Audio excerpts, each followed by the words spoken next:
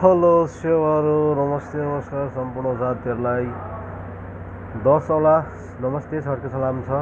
आजको यस हाम्रो बसाइमा म फेरि पनि एउटा short and sweet review video लिएर उपस्थित भइसकेका छु तपाईँहरूको माझमा। र यस हाम्रो रिभ्यू भिडियोलाई चाहिँ हेरेर तपाईँले माया गरिदिनु हुने नै छ भन्ने आशा छ।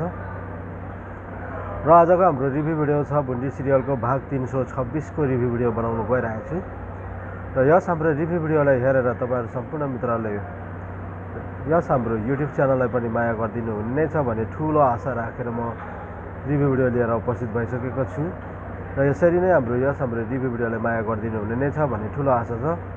र सम्पूर्ण मित्रहरूलाई मस्टली वेलकम अनि वार्मली वेलकम छ। साथमा जति पनि मित्रहरू हुनुहुन्छ तपाईँहरू सम्पूर्णलाई लासो फेफुला झोरले एकमुष्टमा भन्न चाहन्छु। र आजको यस हाम्रो भुन्डी सिरियलको भाग 326 को रिभ्यू भिडियोलाई तपाईँहरूले सुनिदिनु होला भन्न चाहन्छु। र ढिलो नगरिकन म प्रस्तुत गर्न गइरहेको छु। Let's start, let's go, 1 2 3 start. भुन्डी आफ्नो कोही बुढाको घरमा गइसकेपछि आफ्नो भूपेन्द्र कोही बुढा र भुवनलाई अब तपाईँहरू अदालत हिँड्नुहोस् र चाँडोभन्दा चाँडो मैले पाउने अधिकार दिनुहोस् भन्दै कराइरहेको देखिन्छ।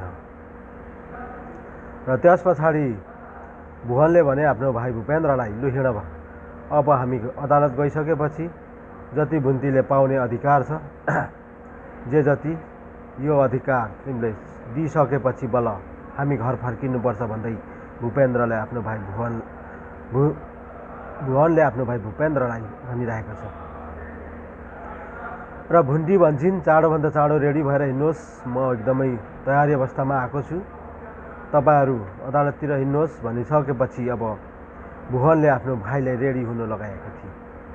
र त्यतिखेर भूपेन्द्र एकदम रोइरहेको छ किनकि अब अलिअलि भएको सम्पत्ति पनि भुन्टीले लाने भई भनेर भूपेन्द्र रोइरहेको देखिन्छ। तर भुवनले भन्छ जसरी भए पनि तिम्रो श्रीमती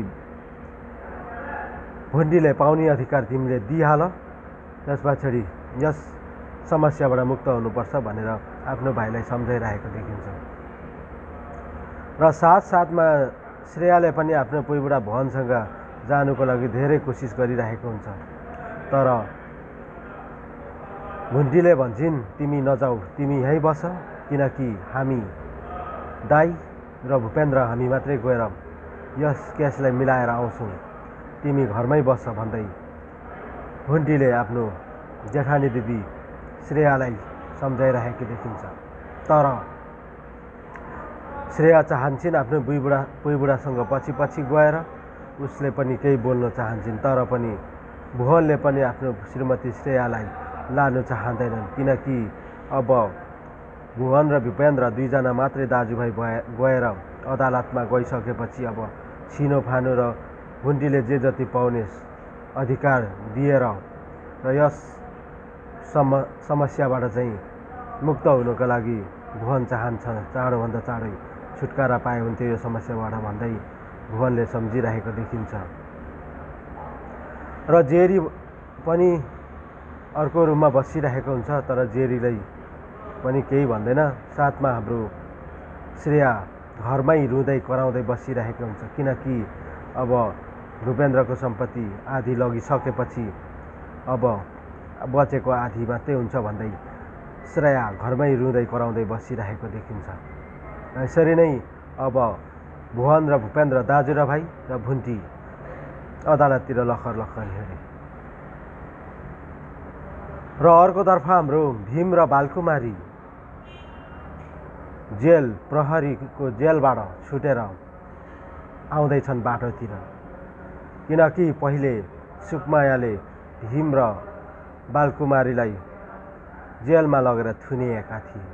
र अहिले धेरै दिन पछाडि जेलबाट छुटकारा पाइसकेपछि आमा छोरा गफ गर्दै गाउँतिर लखर आउँदै थिए। र त्यतिखेर बालकुमारी भन्छन् यत्रो इज्जत भएको मान्छे सुकमायाले थुनेर हामीलाई बेइज्जत गरेको छ, अब गाउँमा गएर पनि कुन मुखले अनुहार देखाउनु भन्दै बालकुमारीले आफ्नो छोरासँग दुःख पोखिरहेको देखिन्छ। र भीमले भन्छ केही पनि हुँदैन, हामी जानुपर्छ चाँडोभन्दा चाँडो, यस हाम्रो सुकुमायाले हामीलाई थुनेर हामी गाउँमा यस्तो इज्जतदार भएको मान्छे पुरा बेइज्जती गरिन् भन्दै आमा र छोरा गफ गर्दै लखर लखर हिँडिरहेका हुन्छन्। यसरी नै सम्पूर्ण मित्रहरूलाई मस्टली वेलकम, वार्मली वेलकम छ। र बालकुमारी पहिला एकदमै गाउँमा मानिएको मान्छे, धनी मान्छे अहिले सुकुमायाले जेल हालिसकेपछि अलिक शरमै राखेको देखिन्छ, किनकि अब सुकुमायाले थुनेको बालकुमारी प्रहरीको जेलबाट छुटेर आएछन् भन्छन् भन्दै घर जानुलाई पनि लजाइरहेको देखिन्छ। र त्यस पछाडि हाम्रो हाम्रो भीमले भन्छन् ए खल्लीबल्ली गर्नुहोस्, हामी जानुपर्छ, किनकि अब हामीले घुन्टीले कल गरेका थियौँ तर सुकुमाया कसरी आयो त यति छिटै भन्दै केही यसमा चालखेल होला भन्दै आमा छोराको गफ गर्दै बसिरहेका हुन्छन्। र भीमले भन्छन् अब घुन्टी भाउजूलाई 1 पैसा बिना भूपेन्द्रसँग छुटाउनुपर्छ, त्यही भएर हामी अब गाउँतिर होइन सहरतिर जानुपर्छ भन्दै आफ्नो आमालाई भीमले सम्झाइरहेको देखिन्छ। र त्यस पछाडि आमा छोरा गाउँतिर आइरहेको थियो तर अहिले सहर काठमाडौँतिर जाने योजना गरिरहेको छ। र काठमाडौँ गइसकेपछि अब भूपेन्द्र र भूपेन्द्रको सम्पत्ति केही पनि नदिइकन घुन्टीलाई छुट्याउनुको लागि कोसिस गरिरहेको छ। र भीमले भन्छन् अब भूमिका अस्ट्रेलिया गइसकेपछि अस्ट्रेलिया लगिहाल्छ, त्यस पछाडि के को टेन्सन भन्दै आफ्नो आमालाई सम्झाइरहेकै हुन्छन्। तर पनि बालकुमारीले गाउँतिर आफ्नो अनुहार देखाउनुको लागि चाहिँ अलिकति लजाइरहेको देखिन्छ। र भूमिका उसको पोइ बुढासँग अस्ट्रेलिया छिरिसकेपछि बालकुमारीलाई पनि लाने कुरो थियो। र बालकुमारी अस्ट्रेलिया पुगिसकेपछि बालकुमारीको पनि राम्रो हुन्छ र बाँकी अब अलपत्र पर्ने भीमलाई नै परेको देखिन्छ। त्यसैले अब आमा र छोराको कुराकानी गर्दै लखर लखर गाउँतिर हिँडिरहेको थियो। तर फाइनल्ली अब भूपेन्द्र र घुन्टीलाई छुट्याउनुको लागि केही बेस्ट आइडिया दिनको लागि अब बालकुमारी र भुवन फेरि बालकुमारी र भीम काठमाडौँ सहरतिर जाने निर्णय गरेका छन्। अब काठमाडौँ गइसकेपछि अब घुन्टीलाई बिना पैसा भूपेन्द्रसँग छुट्याउनुको लागि निर्णय गरेका छन्। र उता हाम्रो घुन्टी भन्छन् चाँडोभन्दा चाँडो अदालत गएपछि मैले पाउने अधिकार चाँडै पाउनुपर्छ भन्दै घुन्टीले आफ्नो दाइ जेठादु भुवनलाई चेपिरहेको छ। र साथमा भुवनले भूपेन्द्रलाई अदालततिर लगेर अब छुटकारा गराउने र घुन्टीले जे जति सम्पत्ति पाउँछ त्यो सम्पत्ति दिने भन्दै दाजु र भाइ अदालततिर हिँडेका छन्। र अर्कोतर्फ भूमिका अस्ट्रेलिया जान्छ भनेर भूमिकाको आमा बुवा सबै परिवारहरू खुसी थियो। तर अस्ट्रेलिया त होइन, त्यही गाउँको घरमा बराबर काम पेलाइ र कुटपिट गरिरहेको देखिन्छ। र भूमिकाको पुइबुढा ओखलेर हाम्रो गोकुलेर हाम्रो भूमिकाको जेठानी दिदी कमला दुईजना काँक्रो चिरेर खाइरहेको देखिन्छ बरान्डाको पाटामा।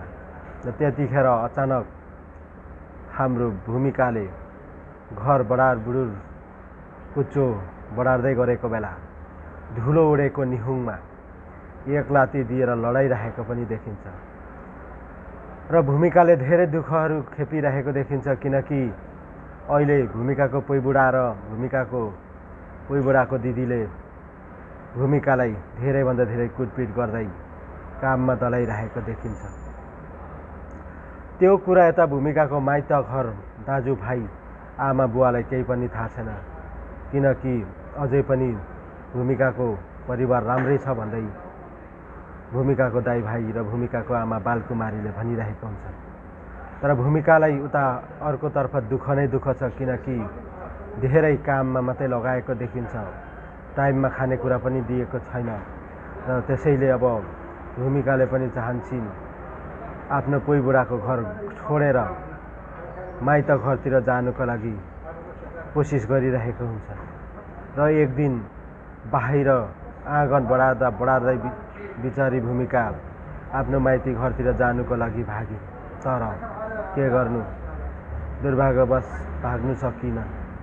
कमलाले स्कुटी लगेर फेरि त्यही स्कुटीबाट आफ्नो पुइ बुढासँग फर्काएर ल्याए र पुइ बुढासँग फर्काएर ल्याइसकेपछि अब यस हाम्रो आफ्नो पुइ बुढालाई हवालाई जिम्मा गरिदिइसकेपछि कुटपिट गर्दै अब नभाग्ने, तिमी यहीँ काम गर्दै बस्ने, अब माइत जाने भने आउँदो 30 मा मात्रै जाने हो, त्यो पनि एक दिनको लागि भन्दै भूमिकाको पुइ बुढाले सम्झाइरहेको देखिन्छ भूमिकालाई।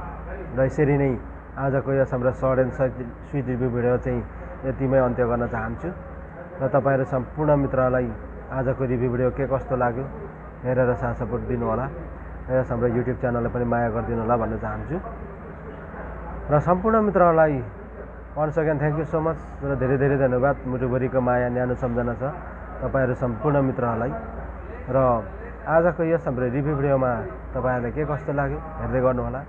म यसरी नै रिभ्यू भिडियो लिएर आउने नै छु। आजको यस हाम्रो रिभ्यू भिडियो छ भुन्जी सिरियलको 326 भागको रिभ्यू भिडियो मैले बनाइरहेर नि सकिसकेको छु र यसरी नै यस हाम्रो रिभ्यू भिडियोलाई हेरिदिनु होला र यस हाम्रो नजिकै भएको बेल आइकन पनि क्लिक गरेर लाइक शेयर सब्सक्राइब गरिदिनु होला र तपाईँहरू सम्पूर्णलाई मस्टली वेलकम भन्दा पनि अहिले चाहिँ म बिदा माग्नुपर्ने हुन्छ र आजको यस हाम्रो रिभ्यू भिडियोबाट चाहिँ म तपाईँहरू सम्पूर्णलाई once again thank you so much र धेरै धेरै धन्यवाद भन्दै अहिले चाहिँ म बिदा हुन चाहन्छु। हस्त सेवारो नमस्ते bye bye everyone, see you tomorrow, bye bye bye by.